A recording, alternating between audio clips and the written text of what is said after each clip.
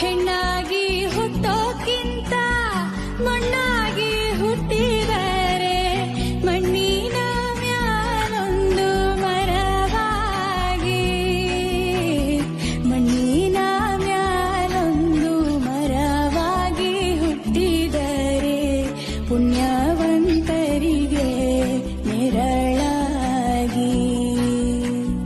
ಕಾಸಿಗೆ ಹೋಗಕ್ಕೆ ಎಷ್ಟೊಂದು ದಿನ ಬೇಕು, ತಾಸೊತ್ತಿನ ಹಾದಿ ತವರೂರು, ತಾಸೊತ್ತಿನ ಹಾದಿ ತವರೂರು ಮನೆಯಾಗೆ ಕಾದು ಕುಂತ